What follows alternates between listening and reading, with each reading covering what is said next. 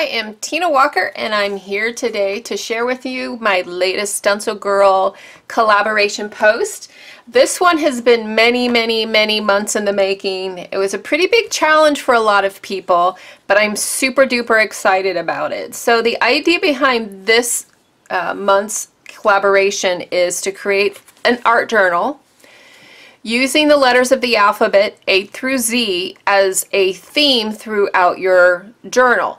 So every participant came up with their own theme. No two themes are exactly the same, and they are about as broad in idea form as you can imagine. So I am so excited to kind of see the final versions of everyone's journals. So make sure you check everyone's links out or their individual journals, because they have been working very hard on this and they're so excited to share. But this is my my journal. I bought this journal actually from Citrus Bindery in the UK, and I love these journals. I love how they're bound. You can see I started it fresh for the A to Z collaboration.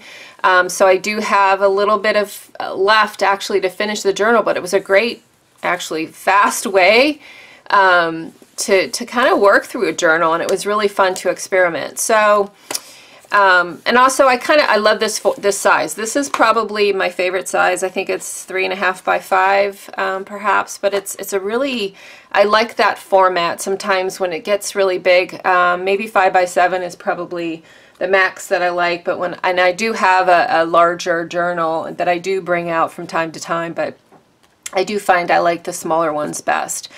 So my theme for A to Z is to use artist products from A to Z. So I'm going to walk through page by page. I'm going to show you the product that I used.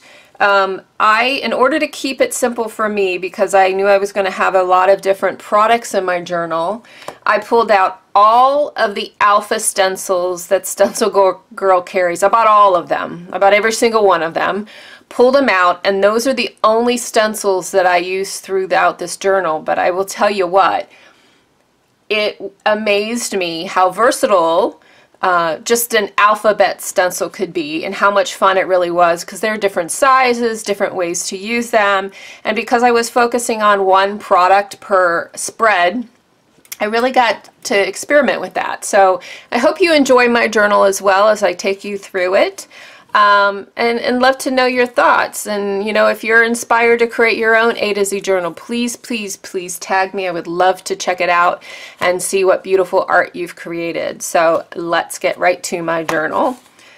So the first page is blank. I still want to fill this in. I personally, when I do journals, these are the last pages that get done in a journal. I don't know why.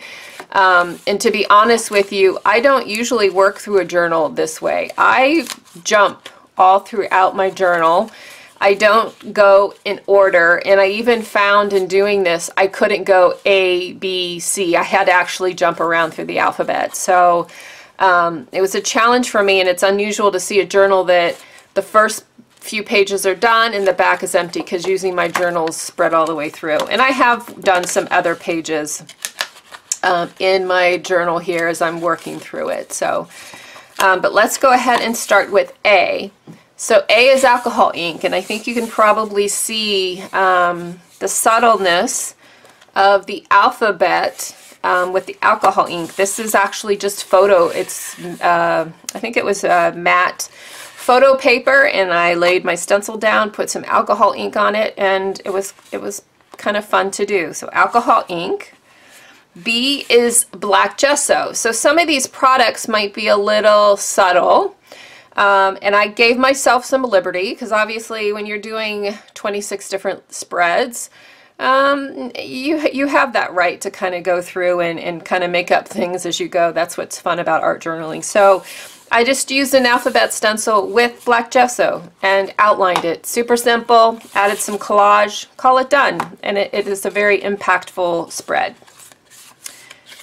C is crackle paste. So I don't know if you can see the letters, but there is gold. It's a very soft crackle, but there is a gold crackle to the letters there, but I kind of liked it. And then I just took some Stabilo All and just kind of aged it and grunged it up a little bit. So that's crackle paste.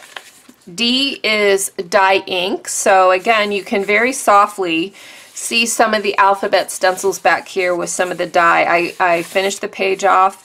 I did the background with some spray, did the dye ink on top of it. And the thing is too with stencils, sometimes like this one, they're much more of a focal point, where in this one, they're more of a soft, kind of a textural thing in the background, and that's what makes stencils so versatile. E is embossing. Gotta have embossing, so this is just an embossed stencil, or embossing powder placed through a stencil on this page. F is frisket film. I had actually never used frisket film, so as I was going through the alphabet and trying to determine what I was going to use for each letter, I thought, oh, that would be kind of fun. So it's basically a sticky, like sticker-like type of clear plastic. Watercolor artists use it, so if they want to mask off an area of their page that they don't want the watercolors on, they add it. So what I did, I just cut out circles of frisket film, placed it on my background, and then started adding sprays and stenciling on top of it. So then when I removed the frisket, just these white circles were left, and then I doodled on the inside of it. It was kind of fun. It was a product that I had not ever used before.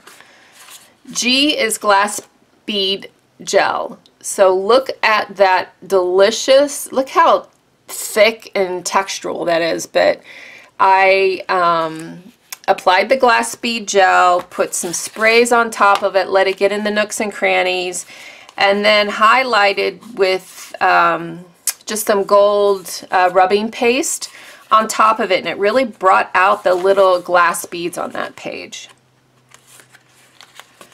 H is highlighters, so kind of back to getting creative with the letters of the alphabet. So I stenciled with highlighters. I had them in my stash, pink, orange, and yellow, and then just outlined them. So you don't have to go and buy expensive material to do your pages. You can use what you have on hand. I is ink. So I use dye ink, so I'm using ink on this one, so kind of the same thing. I'm using ink through the stencil, and I just kept layering the alphabet on the background. Again, this is one of those ones where it just creates an interesting background, but it's not the focal point of the page. J is Japanese paper. So I had bought a huge stack, it's actually pretty cheap, of like origami Japanese paper. It's really thin, it's great for collaging, and cut it up into random sizes and glued it down to the background, and then used this really big alpha stencil and painted through the stencil, and then just doodled on top of it, and it created a really bright, colorful background. K is for craft stickers. So you can't really tell they're craft, but I took just some craft circular stickers, put them on the background, and doodled on top. Well, first of all, before I put the stickers down, I actually stenciled on top of the stickers with, and you can see it a little bit here on the leaves, I stenciled with the same alphabet stickers. So again, when you cut them up to make leaf shapes or flower shapes, you can just see little peaks of that stenciled background. So it's a really fast way to create an interesting background, and just made flowers out of them. L is for Lindy Sprays. So this background was just Lindy Spray sprayed through one of the alphabet stencils.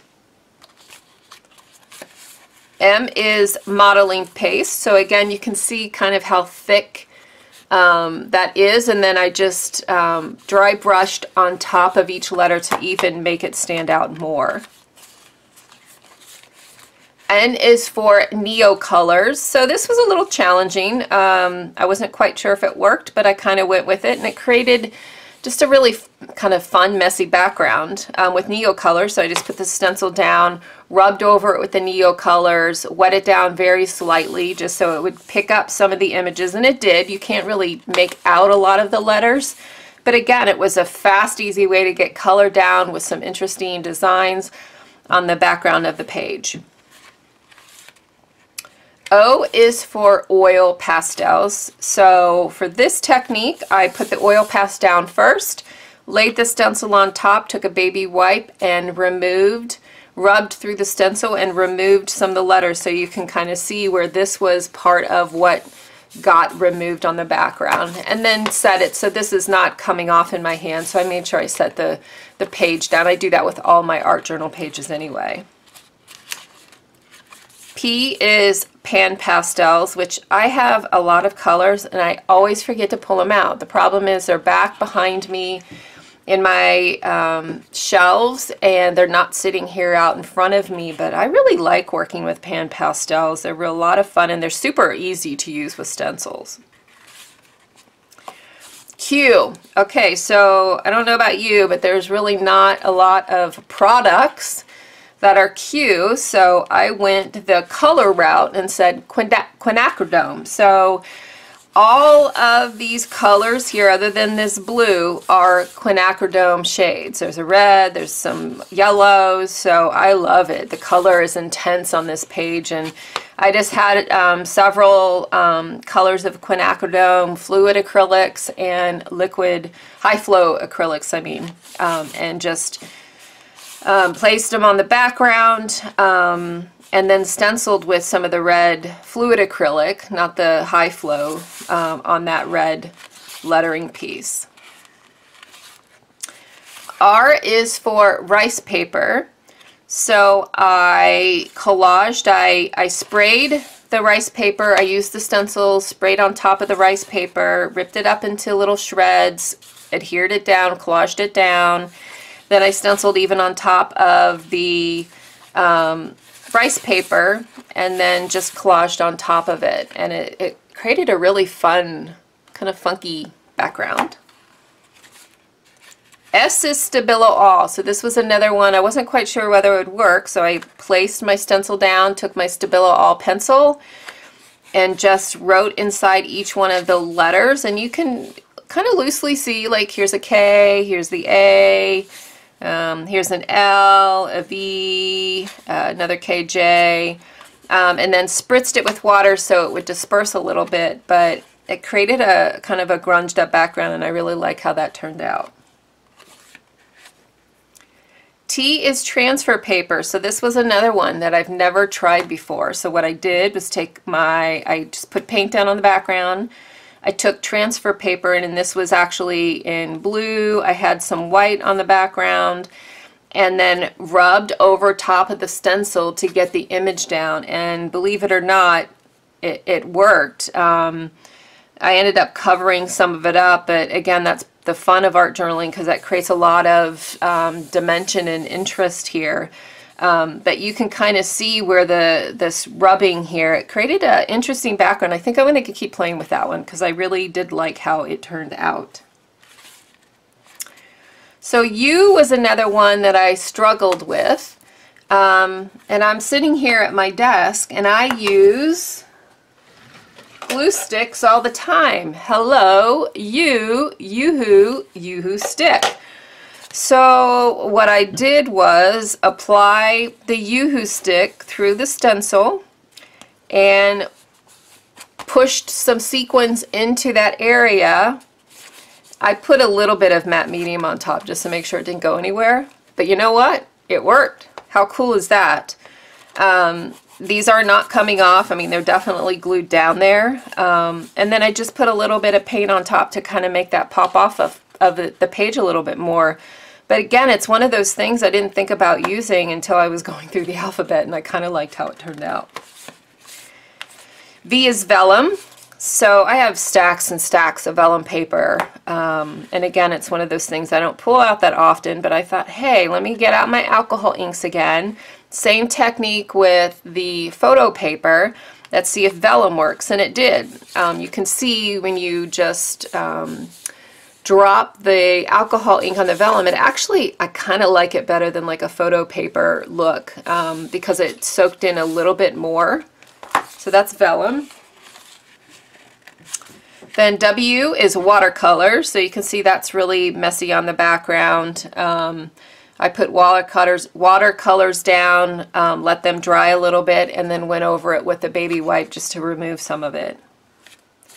X, X-Acto knife. So I traced out the letters, cut them out with an X-Acto knife, and actually took some of the cutouts and glued them down, left some of the empty space of the cutouts, and then I just doodled some flowers on top.